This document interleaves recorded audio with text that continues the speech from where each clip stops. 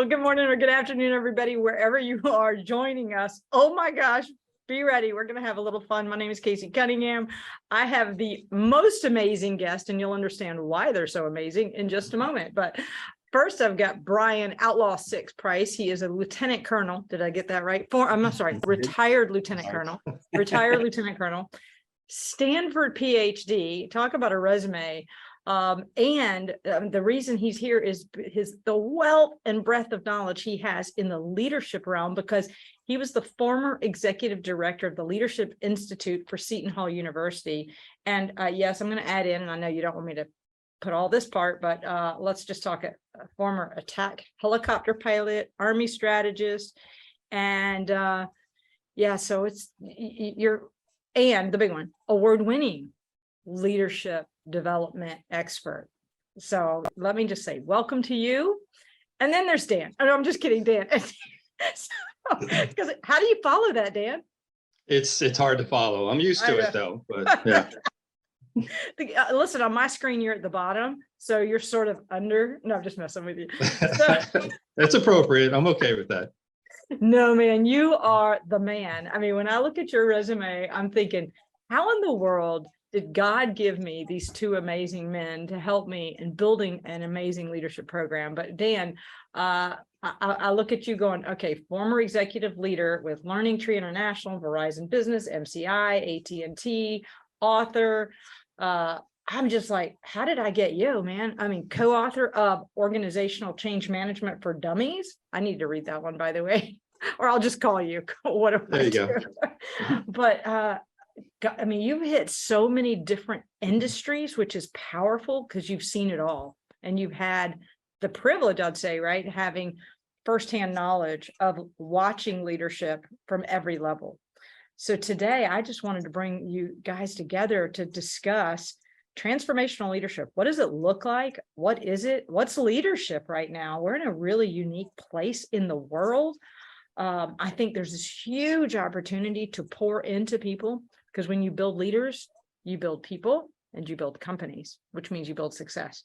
So let's just jump right in. But how'd that do, Dan? Are you feeling good now that you're not in the shadows of Bryan? It's hard to follow an Apache helicopter pilot, but I'll do my best and to help represent the corporate side of leadership development for sure.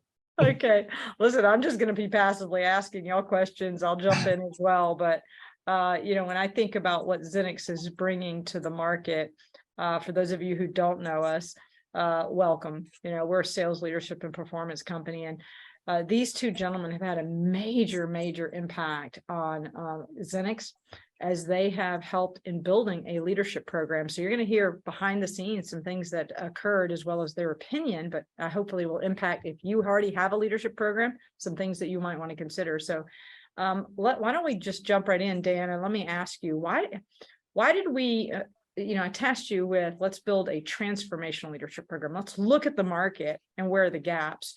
Why the need, do you think, for this new approach for developing leaders, and what makes you so passionate for a change? Yeah, and first of all, thank you, Casey, for having me on this podcast, and Bryan. I appreciate the opportunity to share, the program and the work we've done with it. And let me just say, we joking aside, it was an honor to work with Bryan to co-develop and facilitate the program. So it's been a wonderful experience.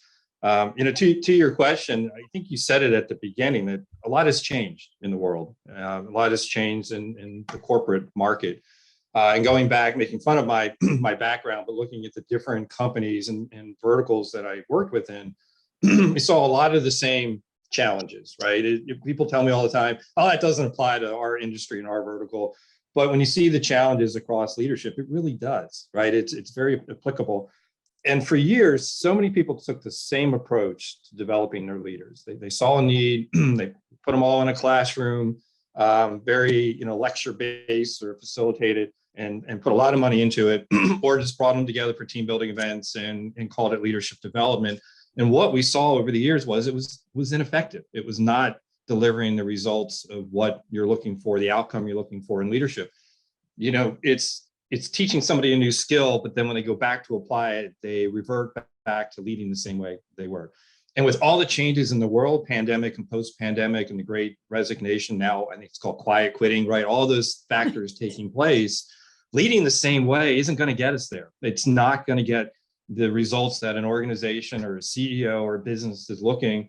And look, folks, we're close to a recession, and economic conditions are already impacting certain industries. We got to lead differently, and so our experiences of experiential and what Bryan has brought from the military and I brought from the corporate combined, we've seen that work, and very passionate about applying that now in a different way of developing leaders to get better outcomes and improve performance across organizations. Yeah. Any thoughts on that, Bryan? Yeah, like Dan just hit the nail completely on the head there. And one of the things that I think what's interesting is when you look at the quiet quitting, you look at the great resignation and the polls of the reasons why folks are doing both of those, either leaving organizations or on the quiet quitting side.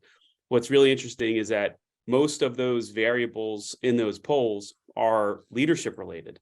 And I think that's one of the things that Dan and I, as well as, the whole team at Zenix trying to create for this LeadX program was attacking those, those individual variables so that you can reduce that stuff, because that stuff at the end of the day is expensive for organizations. And I'm sure we'll talk about some of the impacts for that. But I just wanted to highlight that Dan's answer was spot on.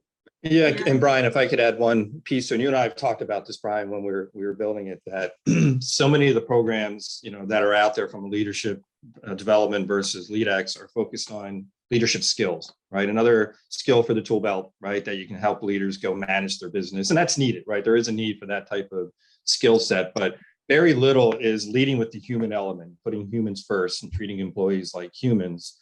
And Casey, we've captured the phrase, instead of getting results through people, get results with people. And that is a fundamental difference in the LeadX program than others, is we want to partner and teach leaders how to partner with their employees and treat them like humans, because that's going to deliver the results. That's going to reduce retention or help with the turnover problem, and ultimately improve engagement, which that all feeds towards delivering business results, right? So it's a little bit of shift in the mindset. And we built the program based on that philosophy to be able to accelerate the results we're looking for. Yeah. First of all, I could not agree more with everything you just said. And the exciting part, right, as we piloted it and we put it into the market, and the results and the comments are just overwhelming for me personally, because transformational leadership is something that you don't see often, where someone comes in a program and comes out the back end as a leader that truly has elevated themselves to influence others. And so some things that were considered in this conversation and long-term is, as we want to impact people, there's some things that we did inside that makes it different. And I think you sort of highlighted it. Bryan, can you sort of share in the Zenix LeadX program, you use two metaphors that speak to transformational leadership, the candle and the gardener. Can you explain what you mean by both of those metaphors? Yeah, absolutely. So when we think of, like when Dan was talking about the skill building, that's very kind of individualistic, but what we wanted to, put out to the participants of the LeadX program was to think of a candle. When you think of a single candle, when you light it, it provides heat, it provides warmth, it provides light. But the cool part about a candle, which is interesting from other things that are out there, is that when you light another candle, there is no energy lost in the original candle, right? Like it's not a zero-sum game. And so by lighting, quote unquote, other people's candles with leadership and transformational leadership, you just double, like exponentially, the amount of light, warmth, heat, across an organization. If you want true organizational change, you're probably not going to get that change through a change in policy or a change in technology. You're going to get that change through changing people, as Dan mentioned earlier. So, in each one of our the modules that we have in the LeadX program, I think, if I'm not mistaken, we have that picture of the candle lighting other candles. So that is kind of a consistent theme. The second one, which is a phrase that some of the people in leadership development field might relate to, or at least have seen before, is kind of thinking of leadership as being a good gardener.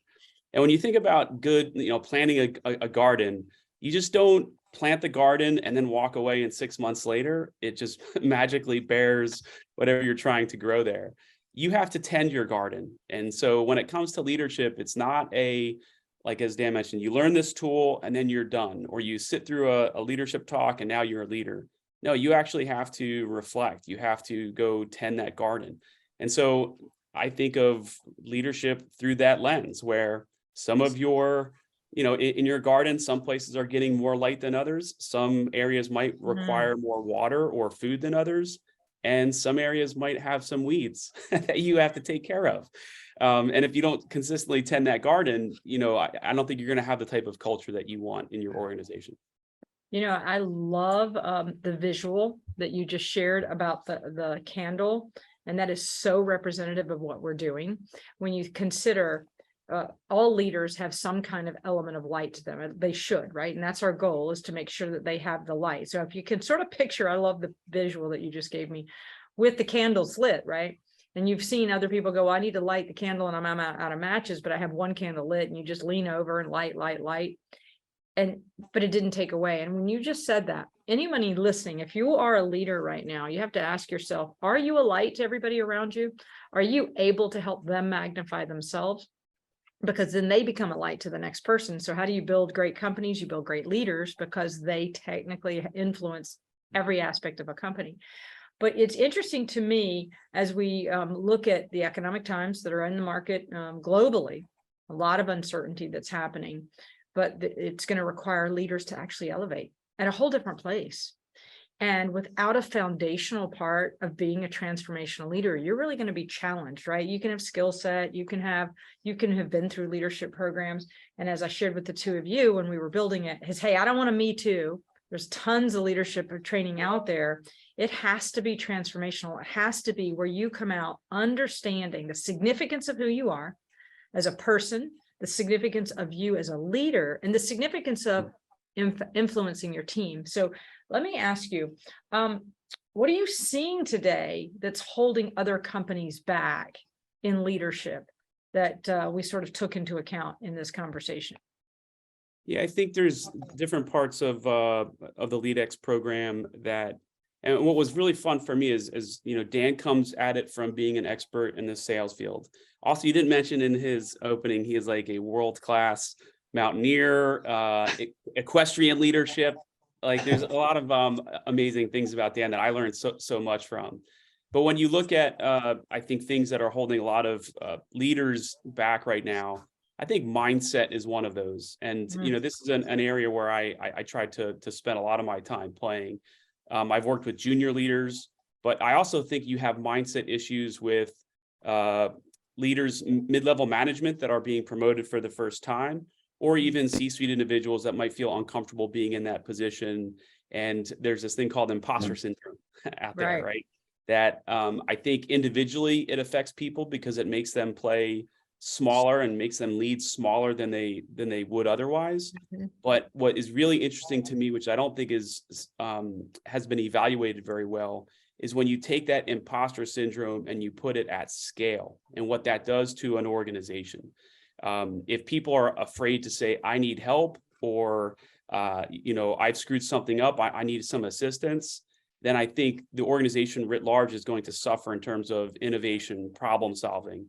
And those things are going to create a culture where you're not going to get the bottom line that you would want, if you tackle those things otherwise.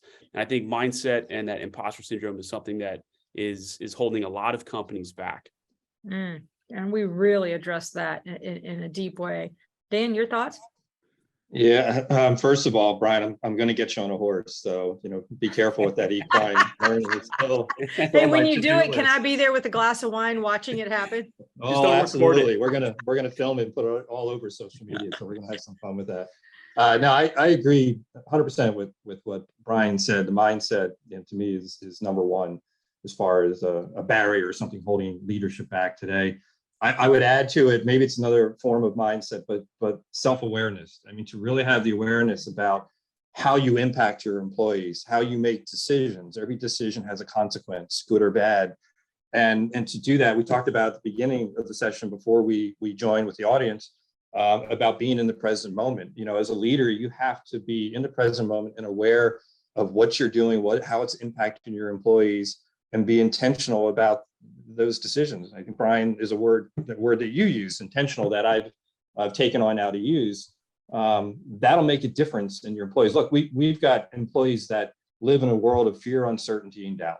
And if we don't recognize that as leaders and change how we support them and how we help them, how can we expect them to stay with us? How can we expect them to go over and above on their efforts and performance when they're worrying about what tomorrow is going to bring? Can they put food on the table? So I think taking a step back as a leader, but you have to have the self-awareness to be present to be able to do so, because as a leader, we have the same fear, uncertainty, and doubt that we're struggling with, right? And as soon as we get consumed by that, we're thinking about ourselves and not our teams and not our employees. I got to tell you, Dan and Bryan, as we developed this, and I looked at it through the filter of, God, I wish I'd had this when I was a leader early on, and still needing it today. But the interesting part is when you're early on in leadership, quite often the title's more important than the influence, right? That you got a new title, you're a manager, which means you're more significant. But very few people in leadership programs really make you understand that the significance isn't in the title, it's in the influence. And you have a privilege to be able to pour into other people. But I got to tell you, and I'm going to be a little too transparent here, possibly, when I was an early leader, it was the ego, and it was, you got to do what I tell you to do, not really driving you together with me for an ultimate solution. So I ended up finding out early on it doesn't work. And I ended up realizing with some bad leaders around me that I learned, like, well, I don't want to be like that. But man, if I'd had it earlier on, where would I be today? And how many more people could I have influenced? And so whether you're a new leader or a highly established leader, the world has changed. And really having the ability to go through a process to take you from, I'm going to say, being a good leader possibly right now to an amazing leader. I really believe our Zenix LeadX program does that. But we did something unique, Dan. Can you talk about for a moment the experiential learning and coaching that we thought was really critical to making sure that we got the outcome we wanted? Definitely. As we built the program, and the LeadX and how we wanted to differentiate it, not just differentiate from other programs, but obviously get the outcomes we're looking for and transform leaders. We looked at what components we could build into it that would basically, we talked about skill sets, move away from teaching a new skill to driving new behaviors as a leader. The outcome we were looking for is to, at the end of the program, fundamentally change people how they lead. And if they're leading differently in the workplace, they're probably leading differently outside the workplace, in their community and their families. So what could we put in there to drive away from just a specific skill to getting the behavioral change? So we went down the route of experiential learning, because we know learning by doing, is going to have a greater impact on the retention of the knowledge, but learning by doing with reflection, and that's, I think, the true definition of experiential is you learn by doing and you reflect, because that reflection is going to give you the self-awareness that I talked about, right? And you need the self-awareness to get the behavioral shift. Once you get that behavioral shift, now you're transforming as a leader, right? And you're treating your people differently. So that has to build throughout the program to lead through that. The coaching piece is to help drive that self-awareness and then reinforcement of the behavioral shift. If you don't have that coaching piece on that one-on-one to help people understand, oh, if I do this, I'm going to get a different outcome. Now you got it, right? And that is hard to get in a traditional approach to leadership development. You typically get the heads nodding and say, okay, perfect. And you go back to leading the same way. So again, that was the intentional build of the program, to get people to be self-aware, to say, I need to do something differently because it's going to have a fundamental impact positively on my people and my results. And I'm on board now. I'm going to make that change. Well, I got to tell you, nailed it. Go ahead, Bryan, and then I want to talk about something that happens between classes in the sessions, which just is really powerful. Yeah, so sorry to interrupt, but Dan said something that just made us think that I think is an important part of the program, which is when you think of how you have learned other things in the past, and particularly with leadership. Sometimes I talk about, you don't get to be a great driver by just listening to someone talk about how they drive, or memorizing the driver's manual. You got to get out behind the wheel and make yourself nervous a little bit. And that's how you learn. But one of the things I think the program does that I think Dan and I set out at the beginning to kind of infuse in it was the creation of moments to create those, the self-learning that and the self-awareness that Dan talked about. And sometimes those moments are done in a group setting where you see someone else and those synapses fire and you make that connection. But also with the coaching, sometimes it happens in that one-on-one setting where you have the quote unquote aha moment that kind of changes how you do things. And that is fundamentally different from, I think, a lot of leadership and development programs that are out in the corporate world, which is just listen to this talk and you're supposed to glean all those things for you and then apply them in your own world. Whereas we're trying to do that in real time and create moments. Yeah, the real time happens. I get to watch. I've watched it. It is like shockingly powerful what you have created, gentlemen. I'm going to tell you, obviously I'm the owner, and I had to make sure it made sense. And as I watched it, people that were pushing back going, I don't even want to be here, are now like, everybody needs to do this, right? So you go, wow, how did that happen? And it's like those moments, those ahas, so masterfully intertwined when they don't even know it's happening, which is the blessing, because there's the adoption without the forced adoption, right? They are wanting to. The self-awareness was huge for me personally, right? How am I doing as a leader? What can I do better? But I'll talk about in between classes in a minute, Dan, but you've got something. I do just, and Bryan triggered a memory and a thought when he's talking about those learning moments. The uniqueness and interesting part to it is those learning moments are not scripted. They're not planned, right? We don't know, okay, going into this session at the 30-minute mark, boom, we're going to have this learning moment, right? Because if you did, then that's manufactured and it isn't a learning moment, right? It has to happen naturally through what is taking place conversation-wise, activity-wise throughout the program. And the one thing we didn't talk about is all that happens because we push people out of their comfort zones. Once they're out of their comfort zone, right, then they become vulnerable. Then they start to learn. Then they start to grow. And then these moments take place that are truly incredible because they do. You can see the change in people. You can see the impact it has. And then it's almost, that warm feeling inside going, okay, that was a great moment. We know that had an impact on that leader, and they're going to take that back and have that same impact on their teams as well. So you have to be careful to not script it and manufacture it. You have to go through this process to let it naturally take place. And that's when it is powerful. Well, we've been in business for 20 years doing sales and leadership performance. And in this particular area, when I said I wanted a transformational leader, because I just feel like there's this gap, because quite often most leadership programs are real tactical in nature. Here's a skill you're going to learn, go do it type thing. Well, we did part of that. But as you just mentioned, the experiential part, and the part that I love that we've been doing is between classes, sessions, if you will, there's some direction that says, go, suggestion, here's what we want you to do. And, or depending on the company, here's what you must do. But that must became I get to. Like initially it's like, oh, I've got to do this. And then eventually it was like, oh my gosh, I've got to do this. It totally changed the conversation. And so as we have been really big about accountability, but I think we shifted it, didn't we, Bryan? We went away from accountability to ownership. And that happens naturally in the program where after, again, after the class, you're given direction of what you need to do before the next one. And it progressively becomes powerfully obvious that, oh my God, I'm transforming. And my favorite comment was from one of our recent students who said, oh, I could be in class every day with you guys. It was that powerful. Like I'm going to miss not being in class every week with you. And that's just a testament to the amazing design, because when you lean in, you learn. Right. That was pretty powerful. So let me ask you, Bryan, because right now, again, I talked about the economic craziness. What reasons do you see companies giving for not doing leadership development beyond, we don't have money as the top one, but do you not have money? So it's interesting because, what you often hear is either they don't have the time or they don't have the money. Right. And the other ones they'll say is, especially for companies that are growing, it's almost like they see leadership development as a nice to have down the road when they become bigger and more profitable. And the counterintuitive part is like, you could become bigger and more profitable if you invest in your people on the leadership development side.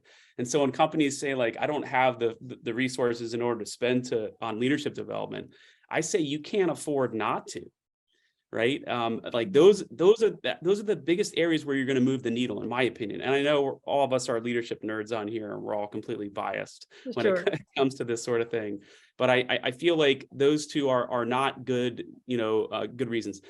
One interesting thing is that when you compare leadership development, how the corporate world does it to how the military does it, and think about how much the military invests in their people almost every time at the officer level, but also at other levels too.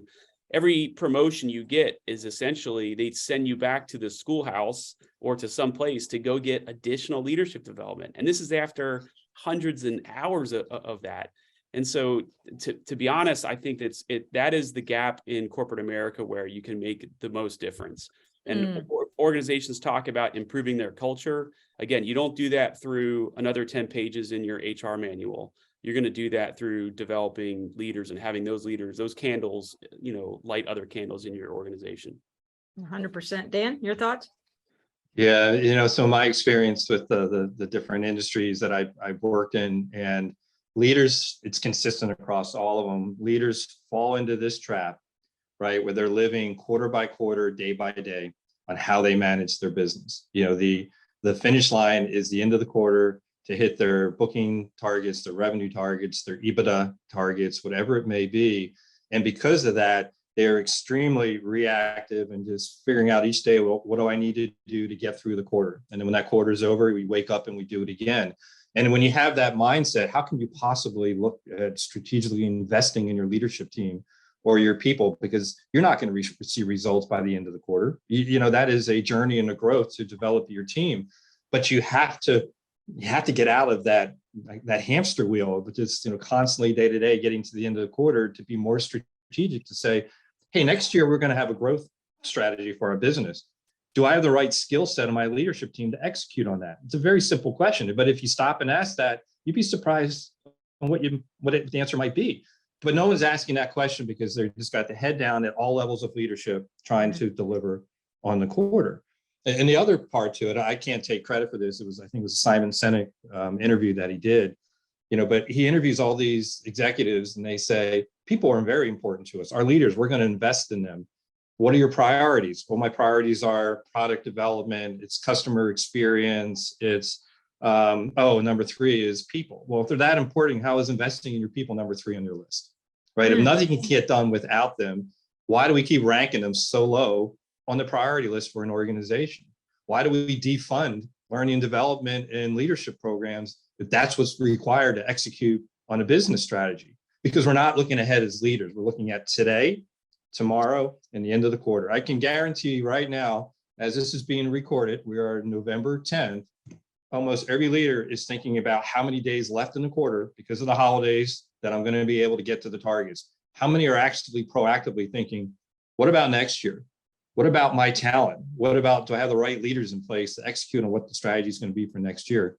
It'd be interesting to poll and see what kind of response you get. One interesting, Dan's talking about all the metrics before, EBITDA and KPIs and these sorts of things. I think one metric that is starting to rise in priority, although not to those levels, is the cost of losing talent. Right. So like, what is the cost of when you tabulate the Great Resignation and quiet quitting? What is the cost in terms of your profitability? And so, if you're not investing in leadership development, and by the way, for those of you employers that have Gen Z leaders, and I've worked a lot with Gen Z leaders, they don't just want leadership development, they are expecting and demanding it. So if your organization isn't providing those things, expect to have that talent walk out the door. And then what does that cost you, right? So that's the other side of it. What does it cost to replace? What does it cost in terms of institutional knowledge that's leaving? What's the cost in terms of the potential that is walking out your door? So if you're not investing in your people, expect them to go to places that are. Well, it's interesting, all the studies prove that engagement drives performance, right? And no matter how you look at it, the more engaged a leader is, an employee is, the greater their performance. So the question is, well, how do you get engagement? Well, engagement comes from leader performance or professional development, is one of 8 levers of engagement. And learning and development, personalized development, means I'm a leader, help me grow, you'll retain people, and you'll absolutely get the highest level of engagement. And so that's an area that, of course, I've been in business for so long.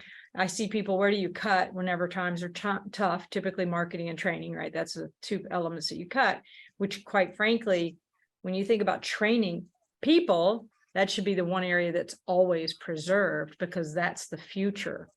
And there's never a better time than to invest in your people when they're struggling, because that will retain them, because they want to grow. Bottom line, people want to grow, they want to feel valued, and they want to be appreciated.